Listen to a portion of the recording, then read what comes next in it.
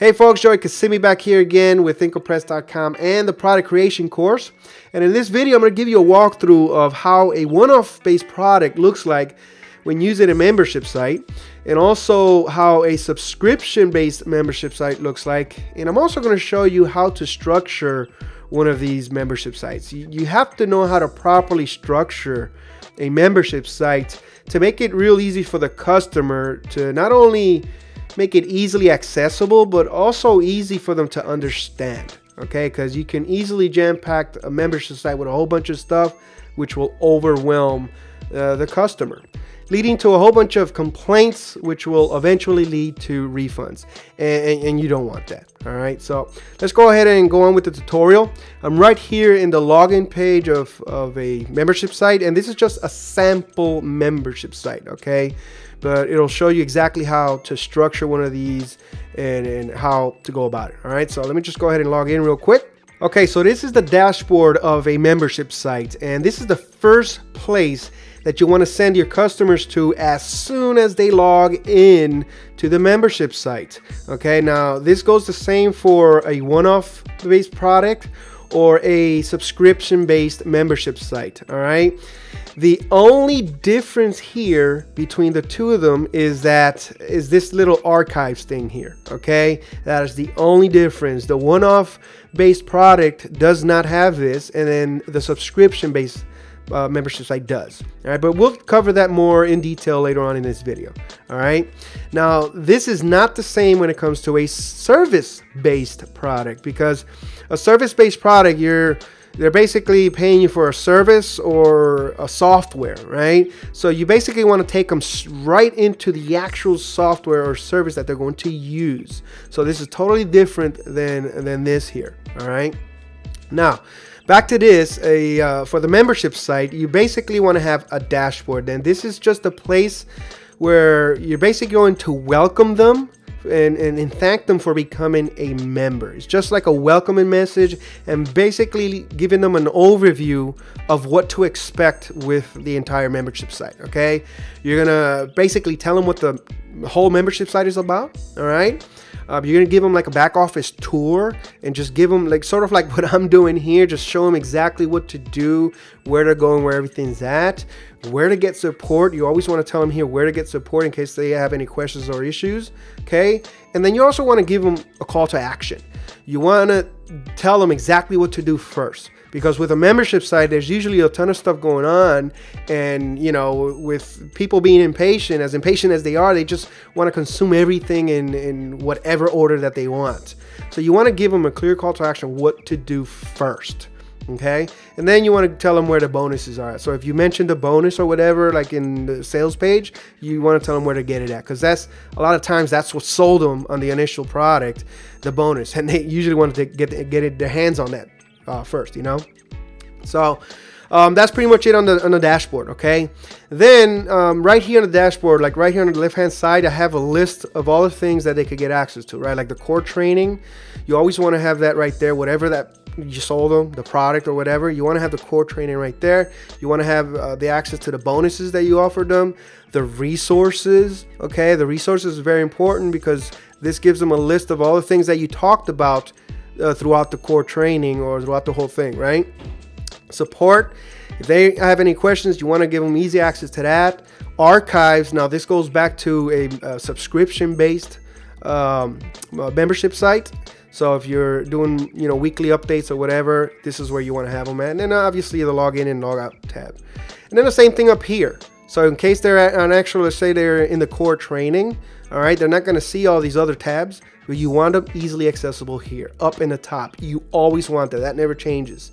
And you want to keep it sort of in the same order, okay? The dashboard, so basically like a home page, and the core training, the actual thing that they bought, the bonus package, okay? So is it like in that order? Because that's the way they see it, right? That's the way how they bought it, and that's how they thought about it. The resources, the support, and then last but not least, the archives for subscription-based membership sites, you know, where they're paying you on a monthly fee or whatever. All right, so for the core training, you basically, this is the actual core training. You want to mention give a real brief message on what the course is about, not the membership site, the actual course. And then you want to modulate it, okay, with module 1, module 2, module 3, module 4, whatever. In another video, I'll actually explain how to structure a modulated course properly. There's a certain way to do it. I don't want to get into detail in this video because it'll take forever to explain everything, but I want to give a detailed how to modulate a course properly, all right, in another video. But anyways, you want to modulate it in a core training, all right. Then next to it is the bonus. On the bonus module, here's what I like to do, okay. First, you want to give them the actual bonus. If you offered a bonus on the sales page, you want to give them that right off the bat, bonus number 1. Then right here, I like to do an extra bonus, okay. Now this is an unmentioned bonus, okay, a bonus that you did not mention on a sales video or nowhere. You take them by surprise, and this gives added value, and you're just stacking the cool here and just be like, oh man, this is great. Now this bonus here, guys, this has to be like almost 10 times better than the initial bonus, because if they bought the product for the bonus and they're thinking that's awesome, then this one's going to be even more awesome, and they're going to be like, oh man, this guy's just stacking that value, really, So an extra bonus, if you can, is always great. The resource, okay, resources, this is key, guys, all right, because if your training course has like 40 or 50 videos and they're wanting to, I don't know, they want to get, let's say a service that you talked about, like say Aweber, right? If you got a course on building a list with Aweber, well, they can't remember where that video was at, right? They can't remember where they learned it from or what video. So right here, you want to have an easily placed and an easily linked so they can actually go to Aweber and get that service from you. So basically here, you want to have a list of everything that you mentioned throughout the course, like all the products, the premium plugins or tools and services. You want to have a list of all that stuff here. And possibly, I didn't do it here, but a little slash, like resources 1, let's say that's, Aweber, a link to Aweber to get that service. Then right below it, you may want to have the link to the actual video, where if they want to go back and retrace that video and learn about it, they could go back to it. Again, because if you have like a whole bunch of videos, they're not going to remember where they learned it from, what video, what module, okay? So, support. I mean, that's a no-brainer, guys. This one you always want to have the last there, especially if it's just a one-off product, because right here you want to have easily where they can easily reach you, whether it be email or one of those support desk type of things, or a phone support. A lot of people I've seen that they have phone support, so you want to have everything here, any way that they could reach you to get support. Okay, and for a subscription-based membership site where you're charging them a monthly fee to get access to your content and your updates and all that stuff, you're going to want to have an archives page, okay? Because if you're doing like weekly updates or monthly updates, like if you're having like a monthly webinars and live calls and stuff like that, you want to have an archives page, okay? You want to have them, you want to make it easily accessible for your customers to get. Remember, that's the key here, to make it easily accessible for your customers. Because let's say you're a year or 2 years deep into the membership site and you're doing weekly webinars or monthly webinars, that's a lot of content. So if you have a page here with like 200 links just straight up and down of all kinds of stuff, they're good. That's too much for them to handle, and it'll overwhelm them, okay?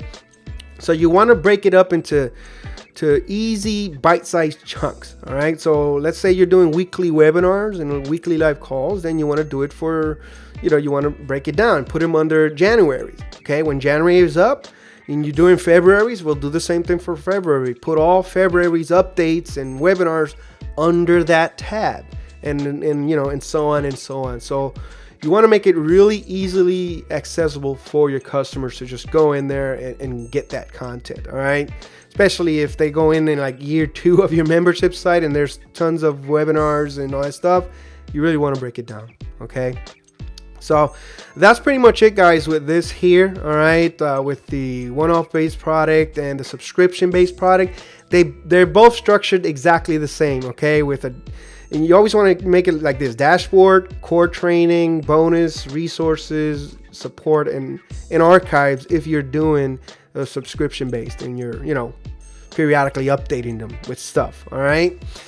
And now in the next video, I'm going to show you how to properly modulate a course. Okay, there's a certain way to modulate it so it'll make sense to the customer. I see a lot of people doing this the wrong way, and when I buy the product, I go in there, I'm like, where the hell? You know, it doesn't make sense. Okay, so it's important to know how to properly structure or modulate a course. All right, so I hope you enjoyed this video, guys, and I'll see you on the next one. Okay, Joey Kissimmee, peace. I'll leave it for free. Out.